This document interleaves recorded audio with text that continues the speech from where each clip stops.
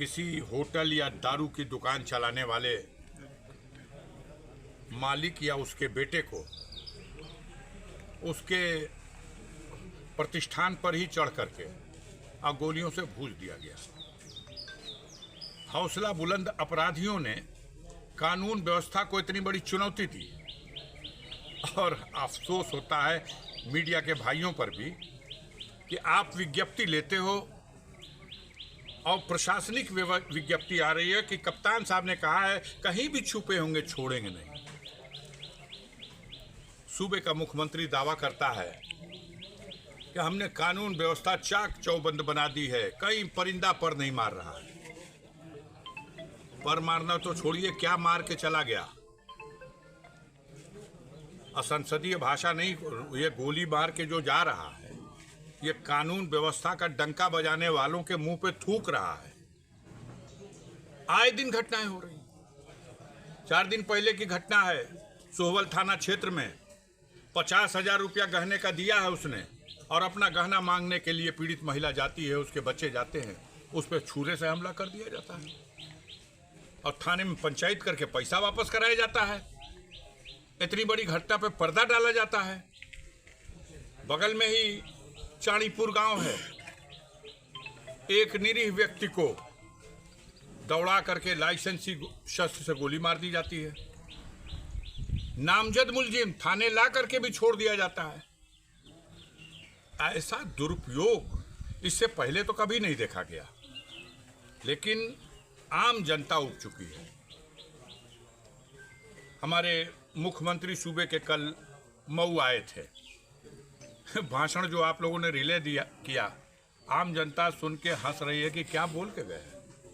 ये तो गली में सड़क में घूमने वाले छठे किस्म के गुंडे जो भाषा बोलते हैं उस भाषा को आप बोल रहे हैं। आप इस सवाल पर नहीं बोल रहे हैं कि बिजली की जो दुर्दशा है इसका कैसे समाधान होगा। आप इस विषय पर नहीं बोल रहे हैं कि पेट्रोल और डीजल के लगातार दाम बढ़ रहे हैं, इसका क्या होगा। आप इस विषय पे भी नहीं बोल रहे हैं कि डॉलर के मुकाबले रुपया लगातार औकात गिरती जा रही है, अब सेंचुरी होने जा रही है। आप इस विषय पे नहीं बोलते हैं कि किसानों को खाद नहीं मिल रही है, पानी समय पे नहीं मिल रहा है, ट्रांसफार्मर गांवों में जल जा रहे हैं। इस भीषण गर्मी में महीनों बीत जा रहा है, उनको ट्रांसफार्मर नहीं मिल रहा है। हर तरफ हाहाकार मचा हुआ है और जनता के सरोकार से जुड़ी हुई समस्या पे बात न करके अनाप शनाप उल्टा सीधा अब क्या बोलते हो भाई। शर्म आनी चाहिए। धरती पर 4 ही पीठ है शंकराचार्य लोगों की। आदि शंकराचार्य ने 4 पीठ की स्थापना की, उसमें से एक पीठ के शंकराचार्य अभिमुक्तेश्वरानंद जी ने आह्वान किया कि गाय को राष्ट्रमाता का दर्जा दीजिए और प्रतिबंधित कीजिए गाय को, और जो बीफ कंपनियों को लाइसेंस दे रखा है भारत सरकार ने और प्रदेश में भी, उन कारोबार को बंद करिए। सड़क पर गौ हत्या के नाम पर उत्तेजना फैला करके निरीह लोगों की हत्या कराई जा रही है और कारखानों में हजारों लाखों गाय काट करके हमने विश्व में रिकॉर्ड स्थापित किया। भारत दुनिया का सबसे ज्यादा बीफ का एक्सपोर्टर बन गया, ब्राजील दूसरे नंबर पर चला गया। आज तो मुझे बड़ी खुशी हुई, जमायत उलमा हिंद के राष्ट्रीय सदर मौलाना अरशद मदनी साहब ने आह्वान किया मुसलमानों से कि गाय की कुर्बानी मत करो, और दूसरी तरफ सरकार से मांग की कि गाय को राष्ट्रीय एनिमल घोषित करो। ये मामूली बात है। मुसलमान ईदगाह में हाथ उठा के चिल्ला रहा है कि गाय को राष्ट्रीय एनिमल घोषित कर दो।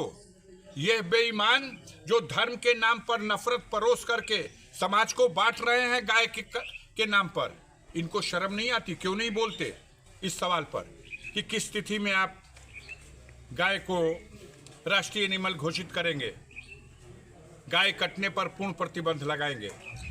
मैंने तो पहला सांसद हूं जिसने ये बयान दिया था और मैंने अभिमुक्तेश्वरानंद जी के प्रस्ताव का समर्थन किया था।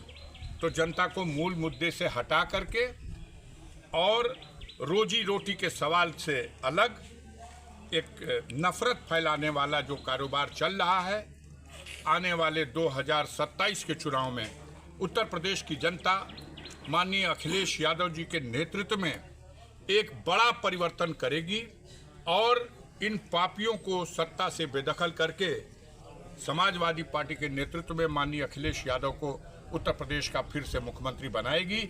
ऐसी उम्मीद, ऐसा हौसला, ऐसा संकल्प लेकर के समाजवादी पार्टी का एक एक कार्यकर्ता और समाज का हर कमजोर कमेरा व्यक्ति, शोषित, पीड़ित, अल्पसंख्यक सब एकजुट होकर के इस लड़ाई में सब एक साथ देंगे। सांसद जी 27 में लोग विधानसभा के चुनाव में पीडी की जब सरकार बनेगी तो क्या उत्पीड़न का हिसाब लिया जाएगा?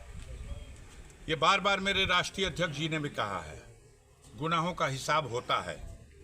ये तो ऊपर वाला भी कहता है कि जो कुछ दुनिया में गुनाह करोगे रोजे हश्र उसका हिसाब होगा। तो जिस दिन परिवर्तन होगा वो इन पापियों के लिए हश्र का मैदान ही होगा, रोजे हश्र ही होगा। हिसाब तो होगा और हिसाब देना पड़ेगा, इनके गुनाहों का हिसाब होगा। सर, पंचायत चुनाव की तिथि को लेकर हिला हवाली हो रही है, सरकार की मंशा क्या है? मंशा आप कहाँ नहीं समझ रहे हैं, किसको नहीं समझ में आ रही है?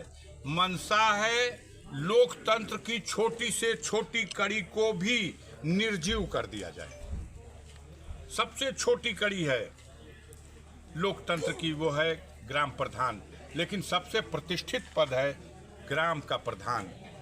और गांव के उस प्रधान को पद से हटा दिया और उसके सेक्रेटरी को उसका मालिक बना दिया।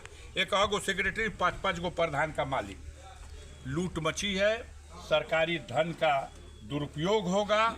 आगे चल के इनकी मंशा यह है कि ये नॉमिनेट कर देंगे।